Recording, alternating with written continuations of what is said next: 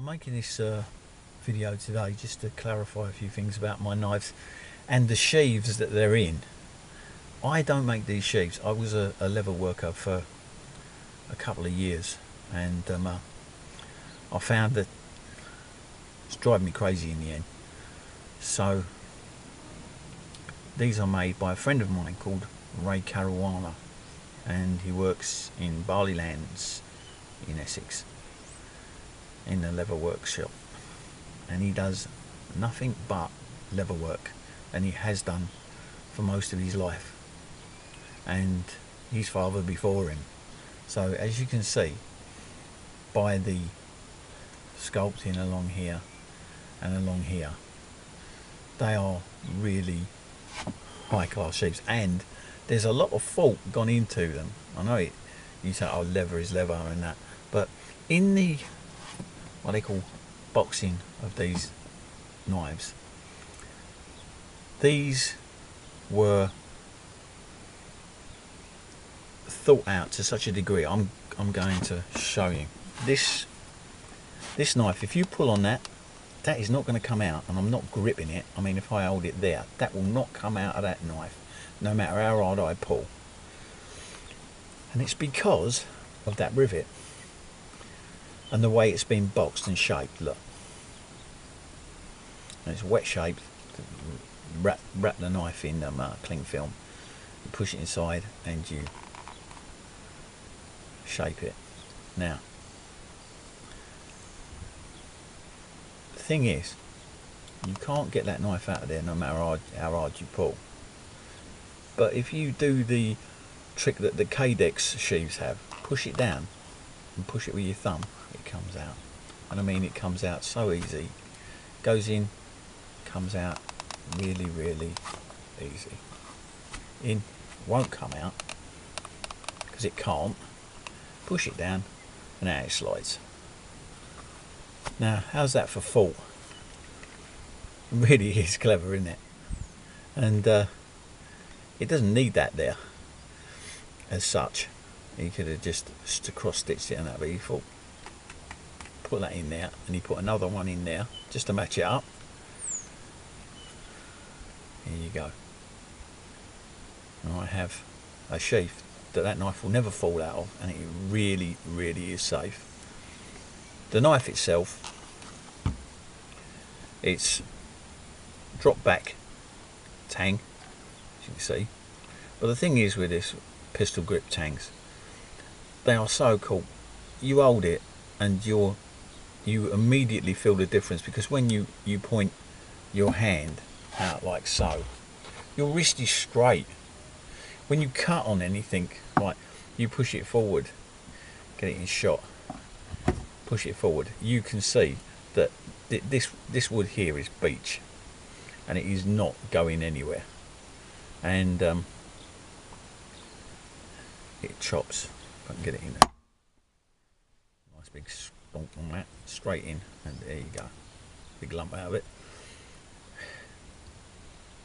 And the edge is still sound. It's not going anywhere. It's nice and hard. It's been tempered down, and it's a nice bit of spring in it. Nice solid knife. Obviously it's made from a furrier's file, so you can see that one side is like fish scales, the other side is like a file. American steel, because it's an American made furrier's file, and really good steel. I cannot fault this. I've made countless knives out of this stuff, and they are still kicking. So if you like it, please tell me so, because I like to hear from you, and it's nice to get comments. As I say, it's mainly to show you the sheaths. The sheaths are, I think, like some of the best out there. But as I say, the man is doing this all the time. He doesn't make knives or anything like that. He makes bags, saddles, holsters, grips, all sorts. The list is endless. But Another thing as well, where I get my, people say, where do you get your files from? Because they are really hard to get hold of. The actual files that I use are from a friend of mine who has a brother-in-law who is a farrier. He just said to me they're basically huge nail files for horses. But when they wear out, and when they wear out, he gives them to his brother-in-law, who is my friend, who owns a forge, and he gave me quite a few. Actually, he's a really generous chap, and his name is Martin, and he works in the Billericay Forge in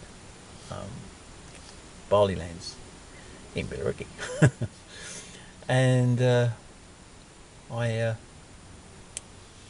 can only say that without the help of these kind of people, I couldn't do this, because I wouldn't have the wherewithal.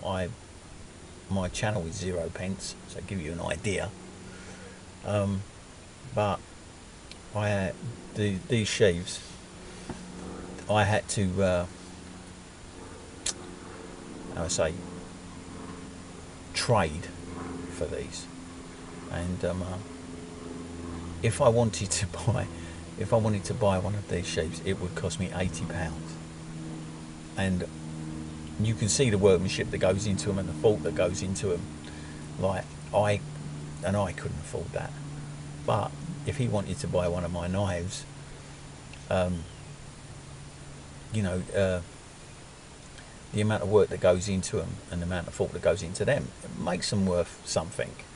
And he wanted a particular type of knife. I can't show you it because he didn't want me to make a video of it, but if you go to his shop, he'll be glad to show you.